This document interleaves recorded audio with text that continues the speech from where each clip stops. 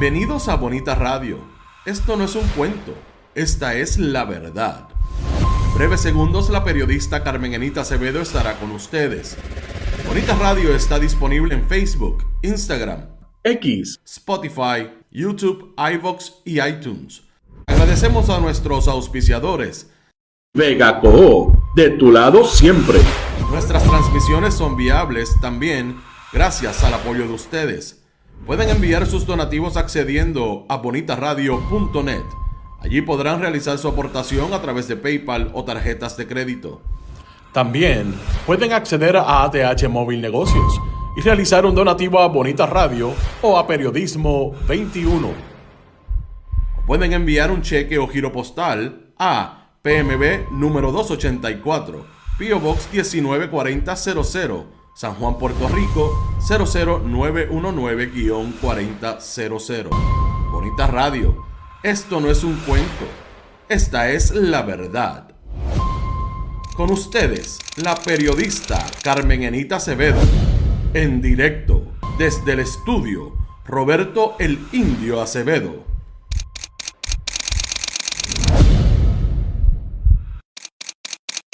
Buenos días, Puerto Rico y el mundo. Soy Carmen Enita Acevedo y estamos en Bonita Radio a las 8:04 de la mañana de hoy, miércoles 27 de agosto del 2025, a ley de nada para irse el 8º mes del año. Y nosotros esta mañana vamos a hablar de cómo termina la vida de una persona que estuvo 30 años en el servicio público, entre ellos, por lo menos, 25 años en el Departamento de Justicia. Vamos a hablar de Wanda Vázquez Garcet y a lo que se expone si hoy la jueza Silvia Carreño Coll estaría aceptando ese acuerdo que ha sido criticado incluso por ella en algunas intervenciones.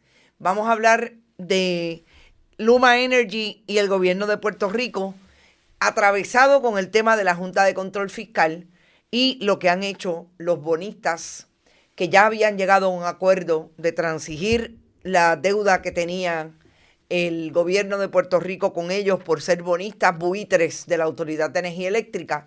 Se desistieron de ese acuerdo y ahora están en un 90% los bonistas diciendo que quieren que le paguen toda la deuda. Súper importante.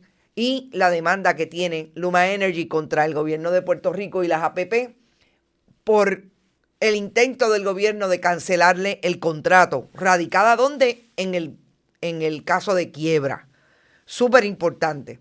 Y voy a hacer una nota interesante de lo que yo creo que es bien positivo, de que la voz de Puerto Rico esté en el mundo, sobre todo hablando sobre cambio climático, en este caso en México. Lo que hizo Casa Pueblo en una presentación, reunión que hubo de América Latina y el Caribe en México. Y finalmente, lo que todavía no se contesta del caso del contrato de la inspección de furgones, seguimos investigando y queremos dar sobre todo, y aquel que tenga manera de comunicarse directamente con él, ya encontramos dónde trabaja y vamos a buscarlo más tarde. Joel Pisabatis, el que fue director de la Autoridad de Puertos en el momento en que se enmendó supuestamente o se interpretó que el contrato no podía vencer en el 2021, el de S2 Services Puerto Rico para inspeccionar los furgones, y se le pagaron $52 millones en total en un contrato que no está radicada una enmienda en la oficina de la Contralor. Y último tema, quizás el primero que vamos a tocar, la trágica quiebra del Hospital del Maestro y lo que supone para la Asociación de Maestros y sobre todo el momento en que están, que no parecería claro qué quieren hacer con la pérdida de ese hospital. Vamos a ustedes, gracias por estar y recuerden que siempre pueden donar a través de el chat en que estamos cuando estamos en vivo. Gracias por eso a los que lo han hecho. Y aquí tengo a Berenice, que lo hizo inmediatamente. Agradecida por tu aportación. Y a todos aquellos que lo hicieron ayer, que no tengo manera de saberlo porque seguimos en el programa y no les agradecí. Gracias por eso, y a los que nos enviaron en ATH Móvil, que hay gente nueva que está enviando también sus donativos y felicitándonos por el programa. Yo los felicito a ustedes por asumir la responsabilidad que tienen como audiencia de informarse correctamente y sientan la total responsabilidad y sobre todo confianza de decirnos cuando entienden que hay un error que hemos cometido. Vamos a hablar de un tema que no lo traje en el resumen, pero es importante y tiene que ver con la sanción que le ha dado una jueza del Tribunal de San Juan a 2 abogadas por la utilización, según ella, irresponsable y negligente de inteligencia artificial en el contexto de un pleito en ese tribunal. Gracias a Florence, que llegó por ahí primero. Ya dije que Berenice participó apoyando nuestro proyecto. Está Heidi Ramírez, Domingo Delgado, siempre Galdo Núñez, Vivian López, Nelson Guzmán, Irving Maldonado, Hilda Rodríguez, Ivette Grajales, Aixes Camilo, Luis Daniel, La Vitata, Migdalia Burgos, Irisita Delgado, Rosángela, Nereida, Efraín Borrero, Erika Alfonso, Meribé Martínez, Gavinario, OICG, Elizabeth Torres Ramírez, Sandra Infanzón, Vivian López, Ivette Cardalda. Por ahí está Gloria Ramos, está Ilke Hernández, Ariel Cartagena, José Chacadowns, Olvir Velázquez, Alberto Ramos. Gracias a Tragic Fantasma, que no sé quién es, Tito Mood, Víctor López Matos, Norberto Cancel, Rosa González, Edwin Rivera. Todo el mundo por ahí, Evelyn Aquino, gracias gente, un montón por estar. Bueno, vamos a una primera información y vuelvo y les repito, el asunto del caso del tribunal, de hecho, déjenme ver si tengo los documentos aquí, si los tengo, es importantísimo. Oiga, lo del Hospital del Maestro, primero que me llama la atención, que no he escuchado nada, ni he visto nada del secretario del Departamento de Salud, tan vocal que es para defenderse de los contratos que da sin subasta. El secretario Víctor Ramos. El Hospital del Maestro lleva un tiempo con crisis económica. Nosotros tenemos información que el Hospital del Maestro, la Asociación de Maestros, que es la dueña del Hospital del Maestro, tiene una deuda con su acreedor más complicado, la deuda del Banco Popular, a quien le debe la hipoteca que tiene el Hospital del Maestro, la propiedad. Es tan crítico que el Hospital del Maestro estuvo 4 años o ha estado 4 años sin pagar hipoteca. Es decir, la crisis viene hace rato. Pero lo más interesante de esto es que yo sé, porque tengo información, de que el Hospital del Maestro tiene por lo menos 3 propuestas de inversionistas para hacerse cargo del hospital o de esa propiedad. Que no se puede cambiar la función de hospital, sobre todo porque el Hospital del Maestro y la Asociación de Maestros tienen un compromiso de FEMA, una propuesta aprobada por FEMA de 160 millones en el contexto de lo que pasó en el hospital en el huracán María. Quiere decir que si cambia la función de hospital, pierden ese dinero. Y son 160 millones para rehabilitar el área. Las propuestas tienen obviamente que cumplir con esa disposición, a menos que el inversionista que venga no tenga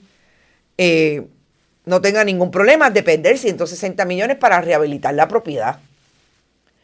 A mí lo que no me cuadra es porque la Asociación de Maestros ha sido lenta contestándole tanto a FEMA como a los que quieren proponer inversión y quedarse con ese hospital si tienen un problema craso económico. Se complica más el asunto y obviamente me crea más incertidumbre y preguntas. Lo que tiene que ver con la radicación de un capítulo 11, que es reorganización, porque se acogieron a la ley de quiebra. Así que no entendería cómo, si no tienen capital y solamente funcionan 18 camas, todo lo demás está clausurado en el hospital, ¿con qué van a tener posibilidad de reorganizarse, pagarle a los acreedores, que vuelvo y repito, el más crítico es el Banco Popular porque le deben 4 años de hipoteca? No entiendo, no contestan llamadas. He llamado al mundo entero en la Asociación de Maestros, no contestan llamadas, pero me dicen, no te sientas mal, no es a ti, es que tampoco le contestan a las personas que están tratando de presentarles las propuestas, que de hecho creo que ya se las han presentado, pero tienen en algunos casos gente que no le han contestado nada y tienen interés en hacer una inversión. Importante, yo voy a insistir en tratar de conseguir la información, pero es importante, estamos hablando de un hospital en el medio de Atorrey, entre medio de 2 ejidas, una de ellas, la ejida del maestro. Todas las organizaciones en Puerto Rico, sin fines de lucro o no, están en un momento crítico por muchas razones, pero dejar pasar un hospital como ese, primero, un activo de una asociación de maestros que fue pujante en un momento dado en Puerto Rico, no solamente desde las luchas sindicales de los maestros, sino económicamente. Y dejar pasar o perder la oportunidad de que se reorganice de alguna manera y quede al servicio de las comunidades de Atorrey, me parece que es importante destacar que alguien tendría que asumir entonces responsabilidad.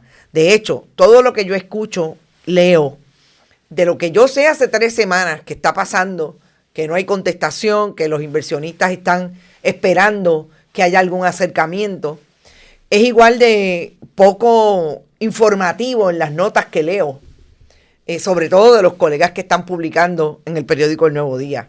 Así es que no sé cuál es el misterio, pero es importante que le den cara al país, sobre todo a su clase magisterial, de lo que va a pasar con el Hospital del Maestro. Una buena nota que me parece importante destacar es lo que pasó ayer, o realmente ayer fue martes, sí, pasó el lunes, en medio de una reunión sobre cambio climático, reunión ministerial de América Latina y el Caribe para la implementación de una acción climática regional. Esto fue en la Ciudad de México. Y lo que fue la participación de Arturo Mazoldellá, que como sabemos es uno de los dirigentes de Casa Pueblo, los que mantienen un proyecto de soberanía energética en Adjuntas, fue que en medio de la actividad él llevó una bandera de Puerto Rico, estaba en el orden de una fila bastante atrás de donde estaba hablando o de donde estaba sentada en el podio, en la tarima principal, la presidenta de México, quien dio un discurso alrededor de bienvenida de esa reunión. Pues cuando sacó la bandera, la presidenta Claudia Sheinbaum le hizo señas de que llegara al podio, a la tarima principal, y él, confundido, que no sabía si era él, finalmente se dio cuenta que sí que era él, así es que lo hizo y llegó a entregarle lo que me parece súper importante, más allá de la bandera de Puerto Rico, que pretendía cogerla la presidenta Sheinbaum, fue la bandera de la soberanía energética. Y yo creo que es importante destacar que en Puerto Rico hay gente que está haciendo un trabajo alrededor de las luchas comunitarias para que el mundo entienda, en este caso México, la región latinoamericana y del Caribe. Allí habían representantes de todo Latinoamérica y el Caribe, que nosotros también tenemos una intención de tener un proyecto decolonial, como lo llama el activista Arturo Mazoldellá, de proponer que tengamos municipios, en el caso de Adjuntas, países, en el caso de Puerto Rico, comunidades en el mundo entero que tengan sustentabilidad energética. Lo ha logrado Adjuntas, lo han querido lograr otras comunidades. Hay esfuerzos en muchas comunidades, sobre todo en el interior de la isla, como hemos discutido aquí con el ingeniero Agustín Irizarry, lo han hecho en el área de Lajas, lo han hecho en el área de Maricao, etcétera. Y Puerto Rico también es parte de ese movimiento.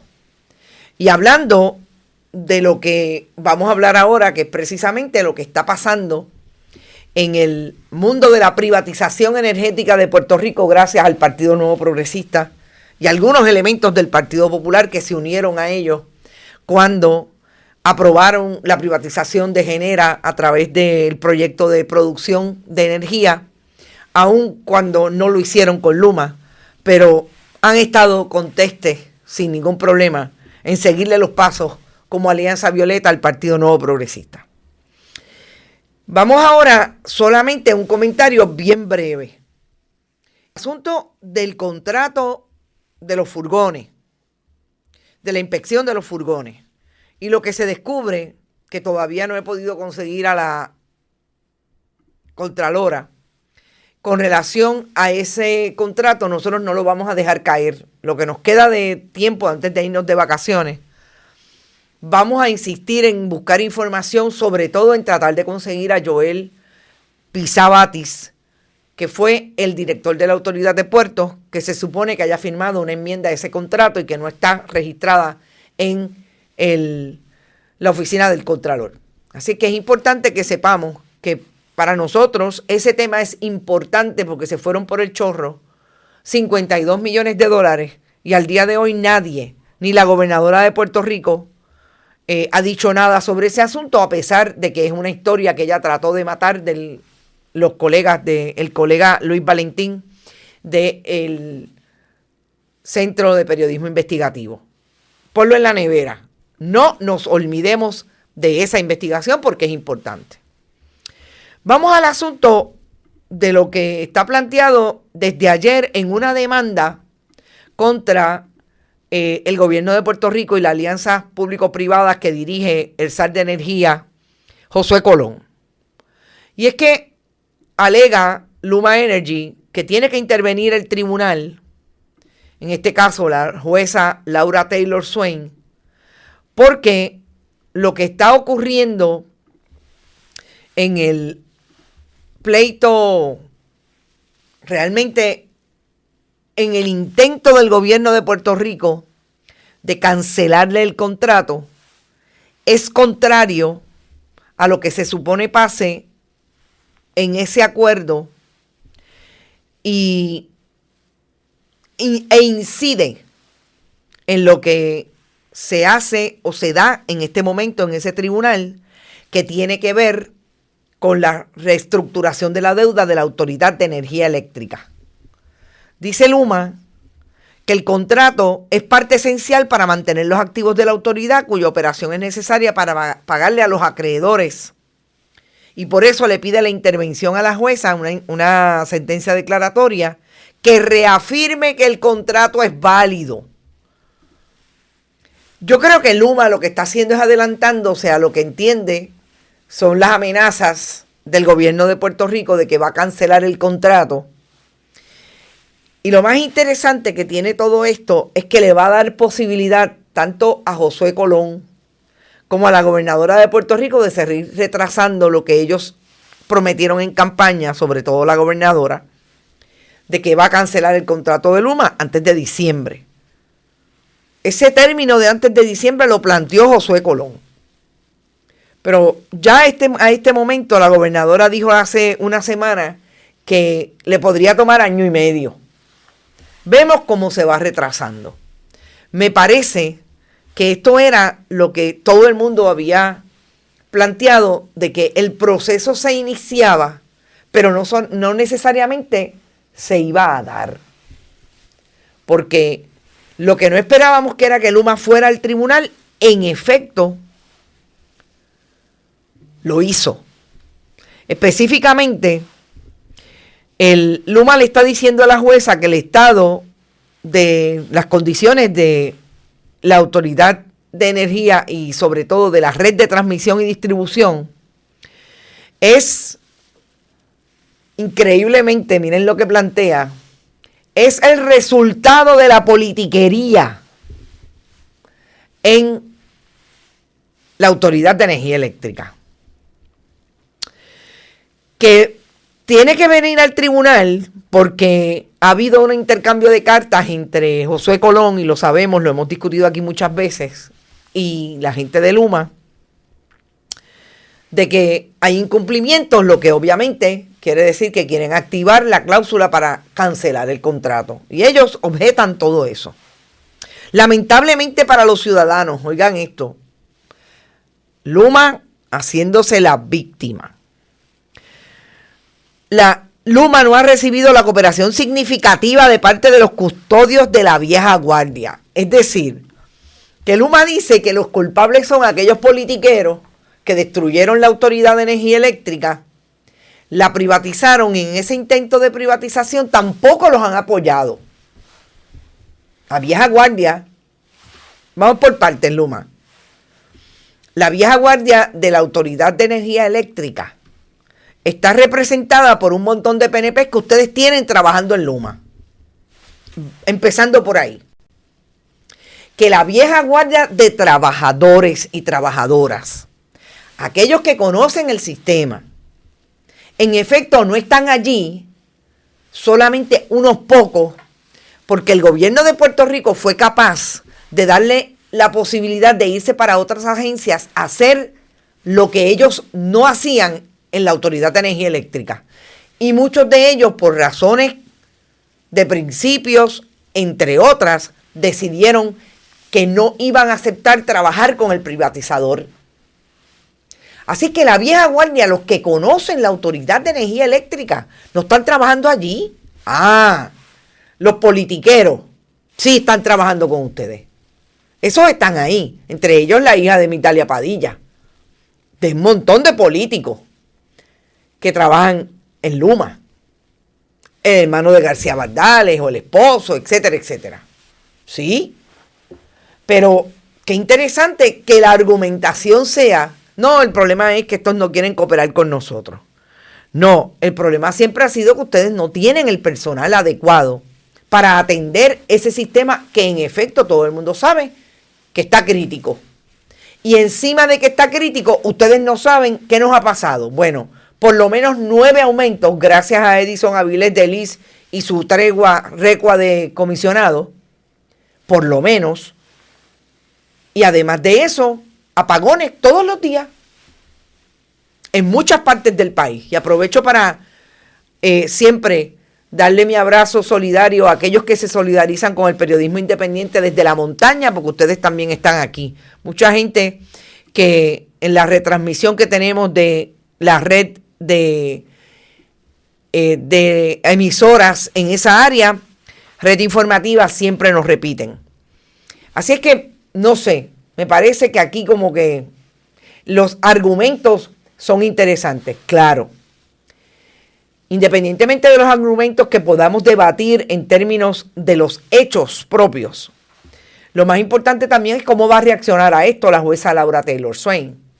Porque, por ejemplo, ayer también hubo una moción radicada en el pleito de esa reestructuración de deuda que precisamente le plantea a la jueza que ellos habían estado de acuerdo con la Junta en unos números, pero ahora se están uniendo a otro grupo que es mayoritario y ahora suman 90%, los que habían rechazado precisamente el acuerdo de que fueran 2.000 millones versus 12.000 millones, pues ahora los que lo habían aceptado están con ese grupo.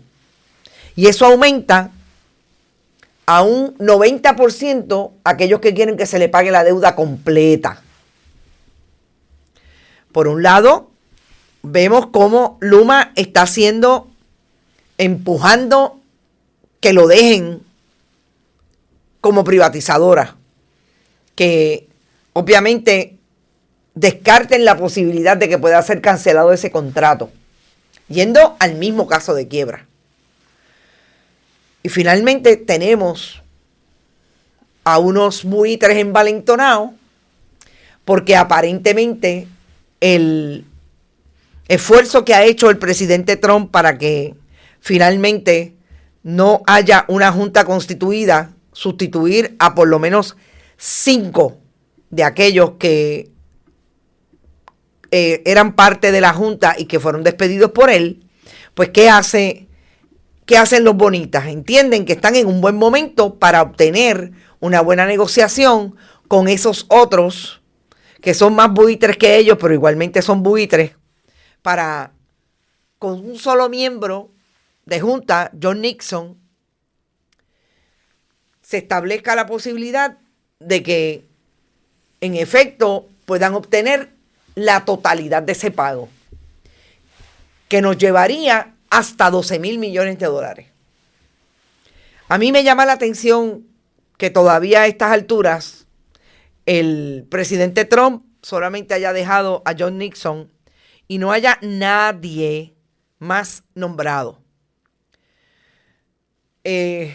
Interesante el asunto de que haya sido una persona, un banquero reconocido, presidente del Centro Unido de Detallistas como Barkin, la persona que aparentemente desbancaría a una Zoraida Buxó, por ejemplo, que estaba siendo mencionada como parte del grupo que podría traerse nuevo. Recordemos que tiene que haber un puertorriqueño residente en Puerto Rico para esa Junta de Control Fiscal. Pero en el camino a eso, al día de hoy no hay nadie, y ya los viejos buitres que habían llegado a un acuerdo con la Junta dijeron, ¿sabes qué? Déjalo sin efecto. Yo me voy a unir a los demás. ¿Qué representa esto para la Junta, para la nueva Junta? Lo que siempre hemos discutido y han discutido los expertos en esa materia, que lo más crítico a esto es que los bonistas se tranquen a la banda en relación a ese pago total, entre otros Golden Tree Management, Syncora, National Public Finance Guarantee, Assure Guarantee. Y a esto se le unan ahora BlackRock Financial y Newben Asset, y realmente logren que una nueva junta de las políticas de Trump traiga esa idea, y si se trae esa idea, aprueben llegar hasta allá, lo que significaría que el aumento al kilovatio va a llegar a 8 dólares. Y me voy a corregir si son 8 dólares u 8 centavos, lo que pondría definitivamente en precario no solamente el servicio de energía eléctrica a los puertorriqueños, a los residentes, a las personas que residen y tienen una cuenta residencial. Imagínense lo que eso supondría para los comercios en Puerto Rico. Esa es definitivamente la mala noticia, bien mala noticia, de que esto pueda llegar a ese nivel. Y estoy tratando de buscar hasta cuánto sería, 8 centavos, perdón, dije 8 dólares. No, 8 dólares nos mataría, pero de una manera brutal. 8 centavos. Que es que los números a veces son tan grandes que una dice, caramba, no puede ser 8 centavos, pero sí, son 8 centavos. Eso significa que el riesgo está latente y que cada vez que hay una conversación y hay una decisión como esta, en el caso de buitres que pretenden que se les pague toda la deuda, es todavía más crítico. Y ustedes han escuchado al zar de energía, a la gobernadora, a Tomás Rivera Schatz, a Carlos Johnny Méndez decir algo sobre esto. No hay. Que lo que supondría un aumento de 8 centavos para pagarle a los bonistas sería 50 años, 5 generaciones mínimo de arrestar, de secuestrar al país para los intereses de los buitres. Sí, aquí estamos hoy. Y lo más importante para mí es que la gobernadora de Puerto Rico, esta fue su promesa de campaña. Y cuando cambia el panorama a este nivel, Lo menos que uno esperaría es que la gobernadora tenga alguna intervención diciendo, esto lo vamos a combatir de esta manera. Nada. Como dice Alberto, la deuda impagable. Rita dice, ha dicho Colbert que los miembros del comité están buscando candidatos para Luma. Pregunto, ¿cómo pueden hacer eso? ¿Esperando propina? Yo no quisiera ni comentar lo que dice Jorge Colbert, si estás hablando de Jorge Colbert. Mientras los contratos fluyen, la Junta mantiene ceguera total. Dice mi amiga Gladys Estel Cuevas, que ayer le dije que estaba perdida. Gracias, Gladys, hace rato que no te veía. Ariel, no te retractes, le debemos al dueño al dueño del mundo BlackRock. Dice Ariel Cartagena, se parece al Pascual del Banco Popular. Advertidos estábamos. Sí, advertidos estábamos. Así es. Tarde pero segura, María Pérez, nunca es tarde si la dicha es bonita radio. Bueno, vamos a hablar a lo que se expone hoy la historia de Puerto Rico, pero sobre todo la historia del Partido Nuevo Progresista como gobierno. Cuando una ex secretaria del Departamento de Justicia, que inició su carrera como abogada del Departamento de Justicia, para convertirse en fiscal más tarde, directora de la División de Delitos Sexuales del Departamento de Justicia. Cuando fue, después de eso, iniciado el Partido Nuevo Progresista en el poder, Wanda Vázquez Garcet se convirtió en fiscal de distrito y fue nombrada a Bayamón. Más tarde, en el servicio público, fuera del Departamento de Justicia, fue nombrada Procuradora de las Mujeres por Luis Fortuño.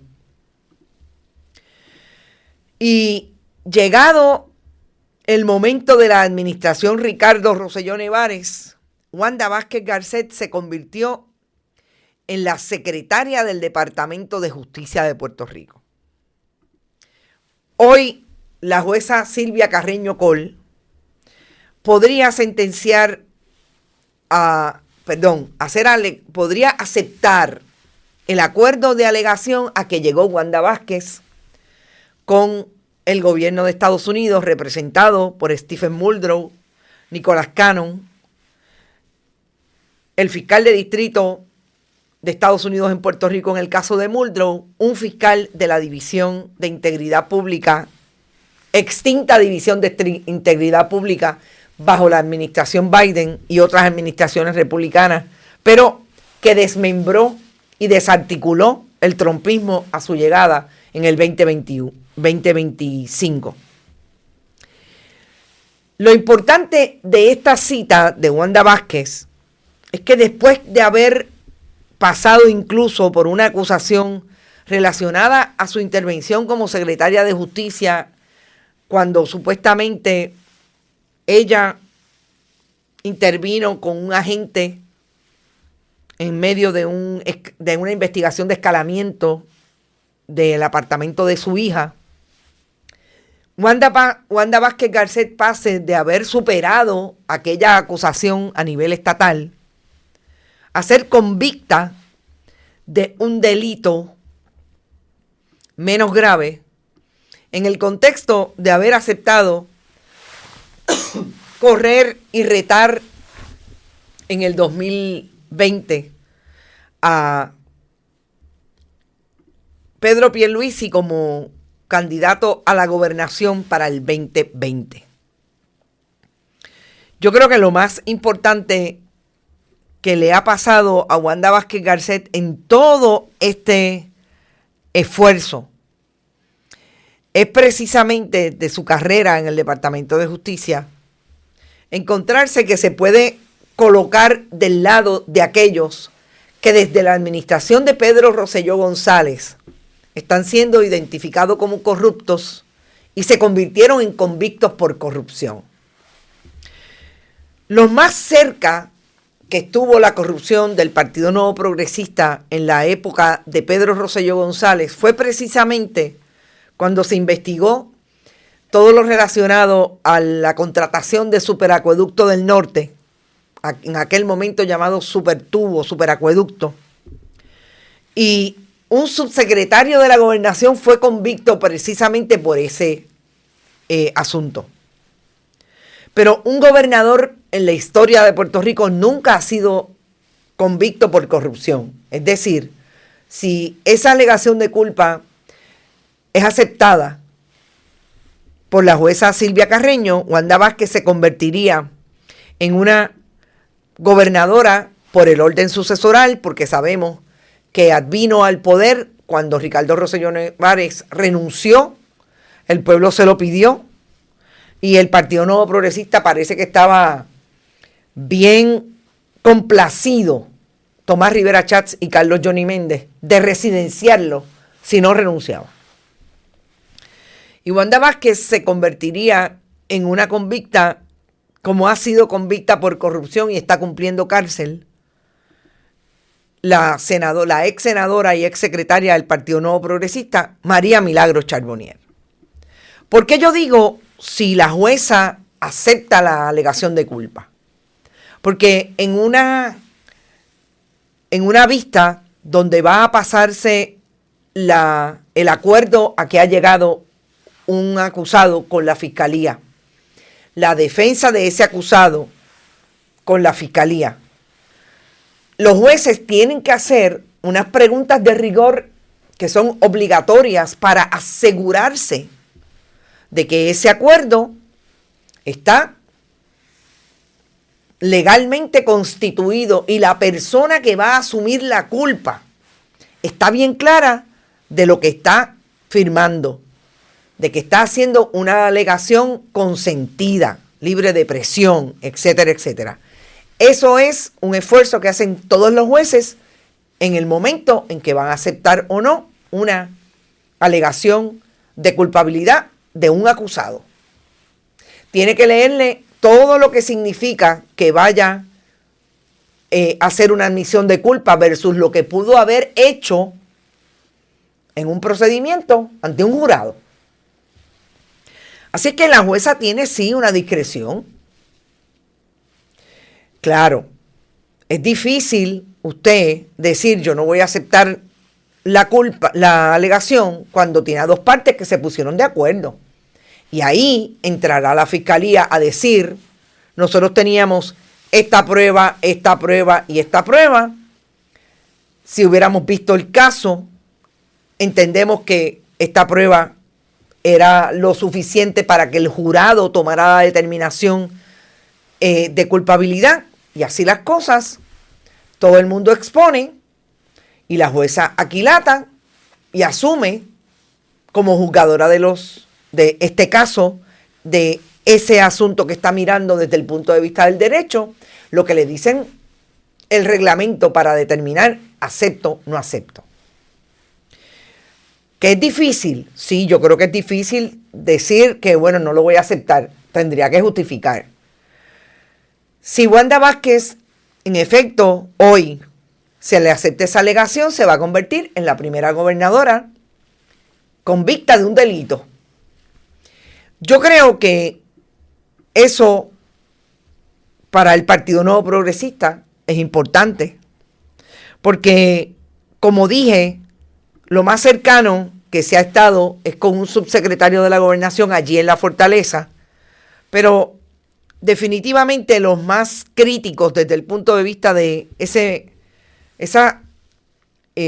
son sobre 55 convictos por corrupción que tiene el Partido Nuevo Progresista en los últimos 30 años, entre legisladores, jefes de agencia, pero los más difíciles para esa historia del Partido Nuevo Progresista son los ex secretarios del Departamento de Educación, Víctor Fajardo y Julia Keller.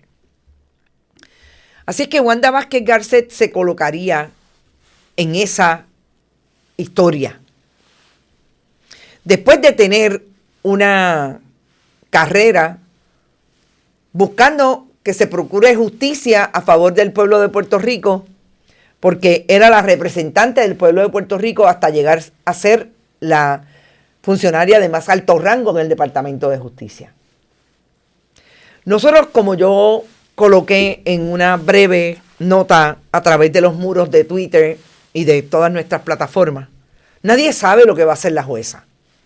Y aquí, obviamente, hay atravesado una historia reciente en lo que hizo la defensa de Wanda Vázquez Garcet cuando baja con una moción que le establece a la jueza lo que ellos entienden fue el colapso de una acusación para que el Departamento de Justicia llegara a un acuerdo con los acusados. En este caso, con Wanda Vázquez Garcet, porque según la narración de aquella moción, no habría habido prueba para establecer lo más importante de esa acusación, que era el soborno que supuestamente había recibido Wanda Vázquez Garcet cuando Julio Herrera Bellutini le pide vota a George Joyner. Ella lo vota y a base de eso era que le iban a dar la posibilidad de tener una encuesta para medir las posibilidades que ella tenía para ser o no la candidata del PNP a la gobernación. Cuando hay esa narración y se asume desde el punto de vista de la defensa el colapso de esa investigación, la fiscalía contesta. Y la fiscalía contesta que eso no es cierto, que ellos están listos para ver el caso, pero importante. Pero que en este momento el interés de la justicia y las prioridades del Departamento de Justicia no están en seguir un caso como este. Y eso es importante a mi modo de ver, porque cuando hoy la jueza se enfrente a lo que va a decir cada parte y ella aceptar o no aceptar las alegaciones de culpa de los tres, porque no olvidemos que Julio Herrera Bellutini y Mark Rossini también son parte de este acuerdo de alegación, va a haber en su expresión o no expresión una contestación a eso precisamente.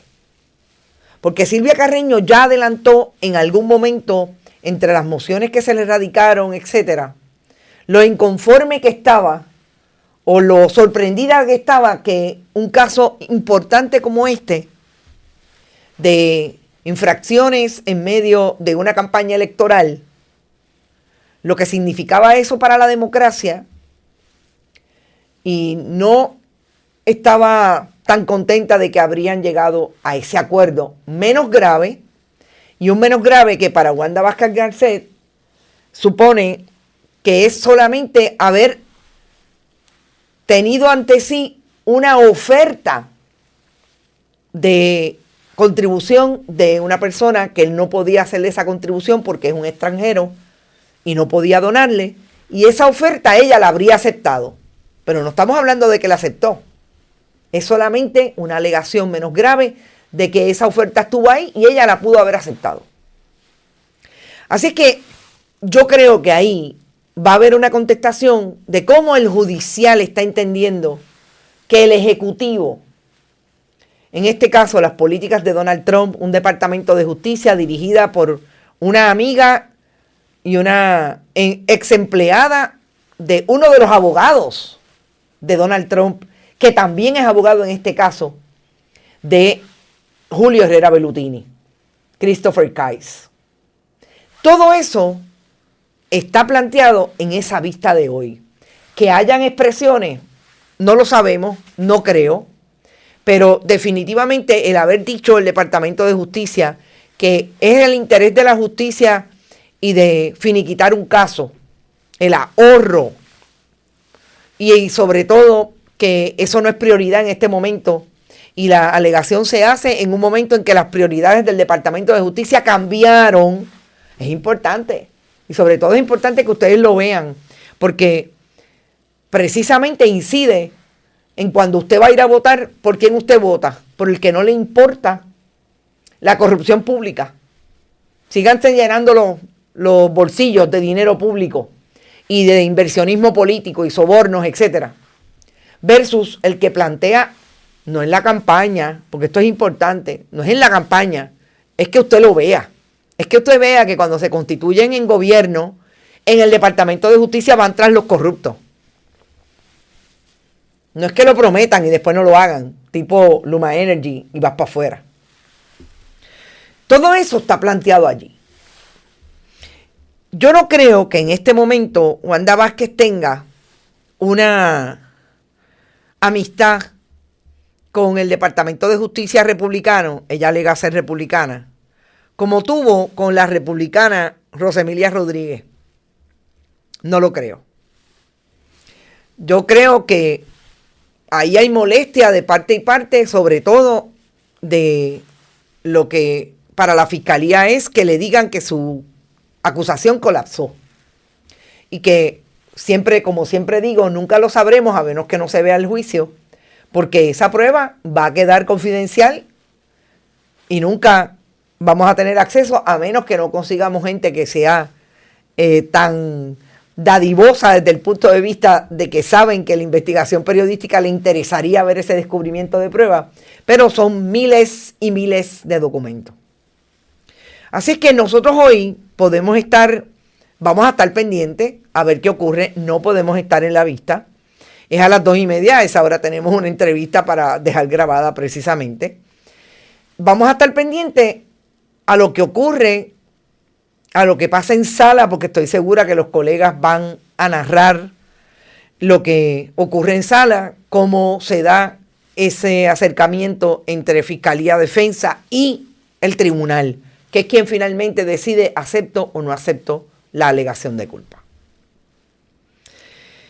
Y parecería que, como me gusta hacer análisis cruzado, pueda hacer análisis cruzado de lo que estamos aquí hablando con relación a cómo termina la carrera de una persona que no solamente estudió Derecho, fue a trabajar al Departamento de la Vivienda, porque ese fue el primer trabajo público de Wanda Vázquez en la Administración de Vivienda Pública. Tengo amigos que incluso la recuerdan habiendo sido funcionarios de ese departamento en aquel momento, y después fue que hizo una carrera en el Departamento de Justicia. Porque del caso que vamos a hablar ahora es un caso que precisamente una se cuestiona cómo la gente quiere vivir sus vidas profesionales. En el momento en que asumen como abogados o abogadas ciertas intervenciones en casos, y cuando son descubiertas, como vamos a hablar de estas dos abogadas que fueron descubiertas utilizando inteligencia artificial, nada malo con que se utilice, pero son descubiertas citando a través de esa búsqueda que hicieron por inteligencia artificial mal casos que iban a llenar mociones que radicaron precisamente en un pleito pendiente sobre despido injustificado en el empleo de un hombre contra el Colegio de Profesionales de Enfermería. Me tengo que cuestionar, como me cuestiono en el caso de Wanda Vázquez, tanto nadar para morir en la orilla, tanto exponerse. En el caso de Wanda Vázquez diferente, porque del área del derecho penal pasa a ser una política, a pesar de que dijo siempre que no era política y no iba a aspirar a la gobernación, pasa a ser una política que el esfuerzo político partidista la tiene donde la tiene hoy. En el caso de estas dos abogadas, estamos hablando de haber colocado en una moción argumentando este pleito Fernando Betancur Gómez versus Colegio de Profesionales de la Enfermería, haber utilizado una herramienta de búsqueda como la inteligencia artificial para finalmente citar casos que no están vigentes, pero además de citarlos, no existir en la jurisprudencia. Hay 6 citas de esta naturaleza, 2 de ellas solamente existen, pero estaban mal traídas porque no planteaban desde el punto de vista de la argumentación lo que estaban planteando las abogadas que querían decir esos casos.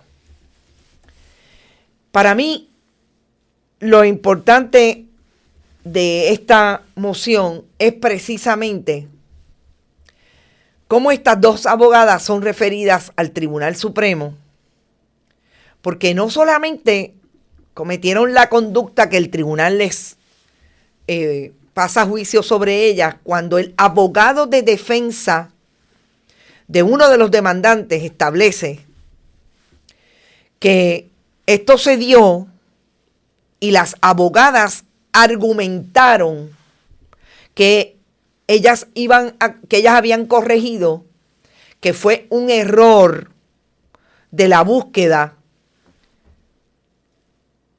e insisten en que el tribunal tenía que tomar también conocimiento de que ellas le habían dejado pasar a ese abogado que les está imputando los errores, pero más allá de los errores, deshonestidad a la hora de litigar un caso. Le imputaban a ese que las acusó que no había sido como él en el ejercicio de notificarle al tribunal lo que había ocurrido supuestamente en esas mociones donde él también se había equivocado. Y ahí es que yo quiero profundizar en este caso.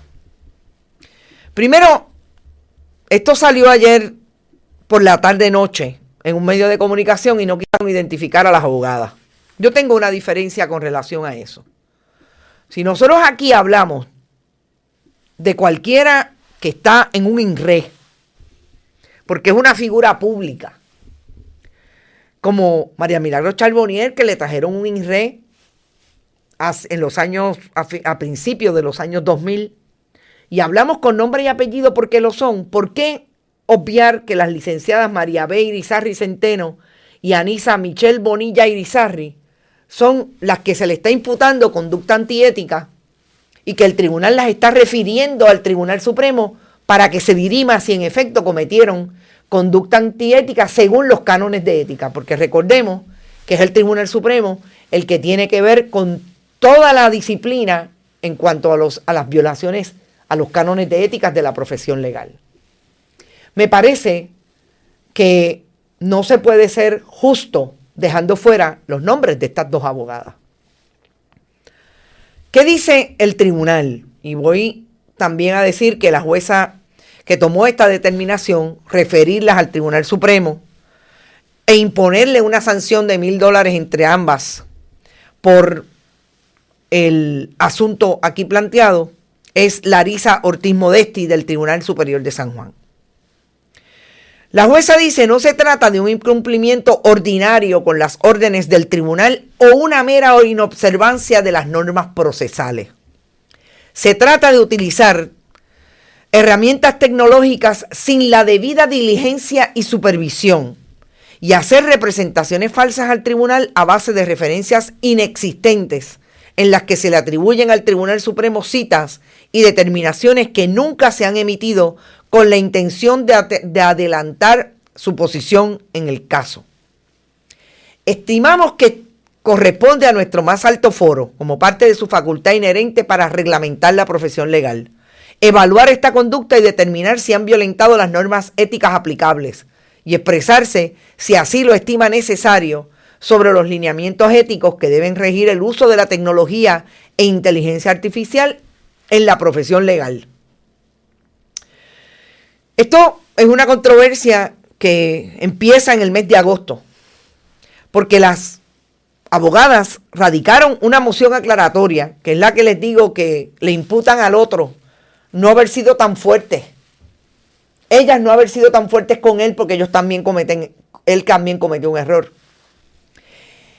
Y citan en esa aclaración erróneamente atribuidas debido a un error involuntario durante la búsqueda y selección de jurisprudencia y que no habían actuado de mala fe, sino que fue un error.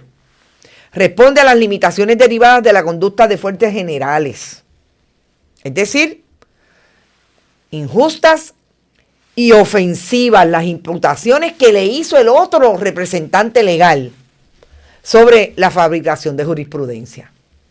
Ahí es donde yo creo que se colgaron las abogadas. Porque, en efecto, la búsqueda de inteligencia artificial, que puede ser legítima, si usted lo hace con diligencia y con todas las debidas precauciones, no tiene ningún problema. Porque lo que viene de allá para acá, usted siempre tiene que verificarlo.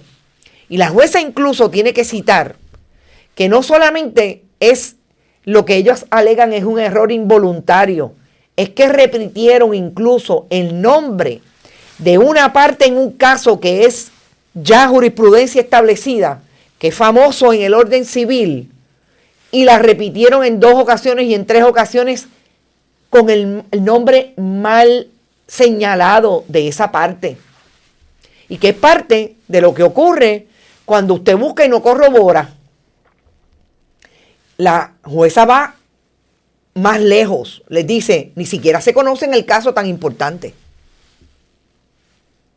Y estamos hablando de la profesión legal, estamos hablando de la debida representación que usted paga para que un abogado le dé. Y cuando usted entonces lo que quiere es decir, no, la culpa no es mía, es de la inteligencia artificial. Fue un error involuntario, no. Si usted lo deja así y le dice al compañero, mire, gracias, disculpe, esto no fue lo que quisimos y se lo plantea hacia el tribunal, yo no tengo la menor duda de que el tribunal quizás le hubiera impuesto la sanción, pero hubiera dicho, aquí quedó. Pero no, es insistir, yo no soy la culpable, yo no soy el responsable. Y ¿saben una cosa? Esto me acordó mucho, precisamente lo que hace mucha gente que se declara culpable. Que después que se declaran culpables, dicen, no, si eso fue un error mío, eso fue un error involuntario. Yo no quise aceptarle los $300,000. No, eso fue que yo estaba ese día mal. Exacto, dice JR. Suena, yo te dejo pasar esta, tú me dejas pasar la otra. No. ¿Y ustedes saben por qué? Porque el que no tiene consecuencias termina de ser abogado toda su vida. El próximo pinche que se va a buscar es una acusación por corrupción. El que no tiene consecuencias, a saber cuántas veces, y sabemos que no tuvo consecuencias María Milagros Charbonnier cuando fue al Tribunal Supremo por un asunto ético, porque los días de ella tenían 72 horas, tenía 3 contratos, entre ellos con el municipio de Canóvana y el Departamento de Educación, y el Supremo solamente le hizo así. Y tiene un caso de corrupción que está cumpliendo mínimamente 6 años de cárcel. De eso es lo que estamos hablando. Fíjense cómo empezamos hablando de corrupción y terminamos hablando precisamente de las violaciones éticas que si no las corriges a tiempo y si no hay un tribunal que te diga, no, usted tiene que tener sanciones por esa conducta, es posible que la próxima sea peor. Importante en el ejercicio de nuestro trabajo de seguir haciendo periodismo independiente. Gracias por estar. Recuerden, pueden donar a través de PayPal, tarjetas de crédito en bonitasradio.net, fundacionperiodismo21.com, siempre en Bonitas Radio, ATH Móvil y Periodismo 21.